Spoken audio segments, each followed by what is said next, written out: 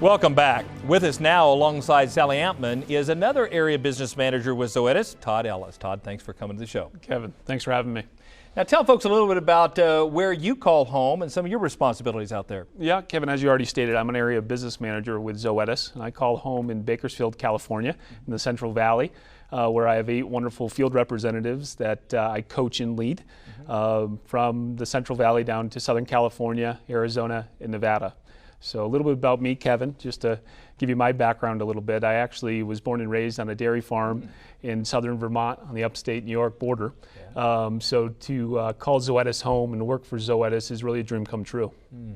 And you speak of the dairy industry. I know you spend most of your time there, but tell us a little bit about how you see the relationship changing between the dairy industry and the beef industry, especially these last several years. Yeah, these last few years, not far different than what the beef side of our house have experienced has been difficult financially. Yeah.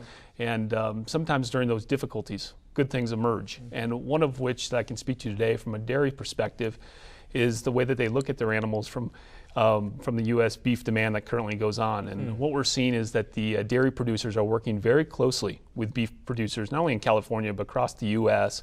To deliver not only to this beef demand, but in a safe and productive way for the ultimate consumer. And what else is happening on the dairy side of the industry? Yeah, Dr. Blanding actually mentioned it earlier today in our broadcast that about 5 years ago, Kevin, we noticed that from a dairy perspective and beef perspective, there was growing concern, about how to create better efficiencies on operations, right? And what we noticed was that one area that was possibly being missed was the human efficiency on these operations. So about 5 years ago, we created an organization within Zoetis known as our People First team.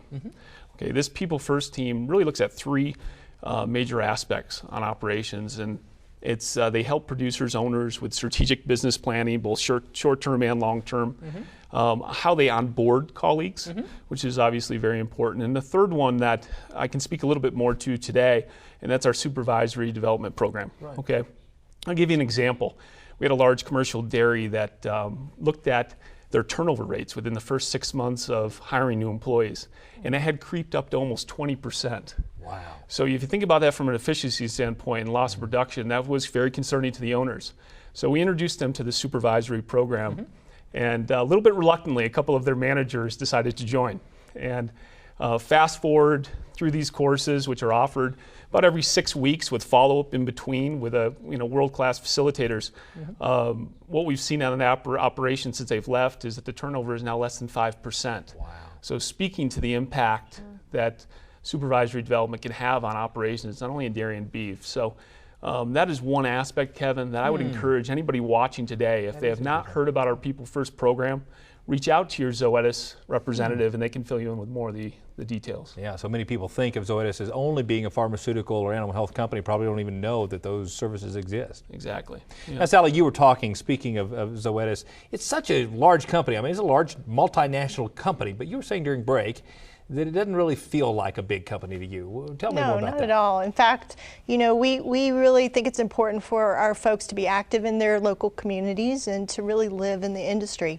And many of the colleagues I work with have their own livestock and in many cases have their own cattle operations. So our folks are very close to what's going on with local producers and in their communities. I think, especially with the storm that we had in South Dakota, we had a lot of opportunity to really connect locally, find out what was going on, what the needs were, and to respond quickly with the right kinds of things. In fact, we talk a lot at Zoetis about doing the right thing. Okay. And a colleague that works with me, her name is Amy Pravacek. She lives in Winter, South Dakota.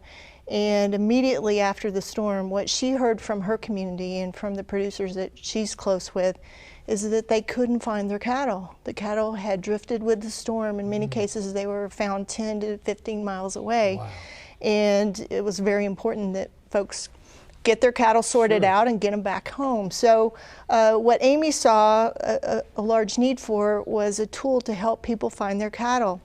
Well, as part of what she saw doing the right thing was she created a Facebook page called the South Dakota Cattle Locator. Wow. And so folks could easily find the page, get on there, say, these are the cattle that I found, or these are the cattle that I've lost, and let's help them get back home. So, you know, I think that speaks to all of the great resources that we have at Zoetis, whether they're products or people or support or services. These are all the kinds of things that you should expect from a large company.